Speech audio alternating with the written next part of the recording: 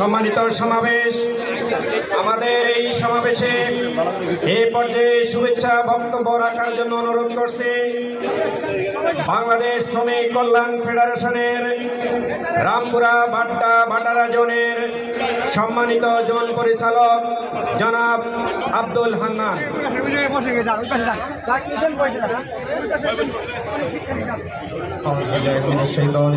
বিসমিল্লাহির রহমানির রহিম।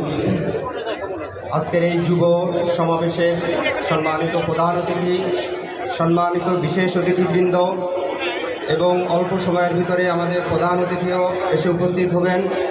ইতিমধ্যে আমাদের মাঝে উপস্থিত হয়েছেন রামপুরা বাড্ডা তথা ঢাকা 11 আসনের গণমানুষের নেতা, আমাদের শ্রদ্ধাভাজন নেতা জনাব অ্যাডভোকেট আতিকুর রহমান এবং অন্যান্য দায়িত্বশীল ভাইরা। আসসালামু আলাইকুম রহমতুল্লাহি ওয়া বারাকাতুহু। ওয়ালাইকুম আসসালাম। আমি সংক্ষেপে দুটি কথা বলতে চাই। আমরা স্বাধীনতা লাভ করেছি 55 বছরের বেশি, প্রায় 50 বছরের বেশি, কিন্তু আমরা স্বাধীনতা যে লক্ষ্যে অর্জন করেছিল বাংলাদেশের মানুষের ন্যায্য অধিকার, ছাত্রদের যে অধিকার, যুব সমাজের যে অধিকার, সেই অধিকার থেকে কিন্তু আমরা এখনও অনেক দূরে আছি।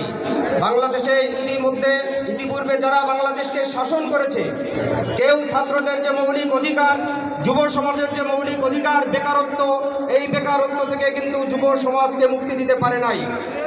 আমরা প্রত্যেক বছরে দেখছি প্রচুর ছাত্ররা পড়াশোনা শেষ করে বেরিয়ে আসছে, কিন্তু কেউ মানুষের এই বেকারত্ব থেকে তাদের চাকরি কর্মসংস্থান নিশ্চিত করতে পারছে না। সুতরাং আমরা আশা করি আগামী দিনে যদি আমাদের আতিক ভাইয়ের নেতৃত্বে বাংলাদেশ জামাত ইসলামী যদি বাংলাদেশের সরকার গঠন করে, তাহলে আমরা আশা করতে পারি ইনশাআল্লাহ ছাত্র এবং যুবকদের সকল রকম অধিকার নিশ্চিত হবে ইনশাআল্লাহ।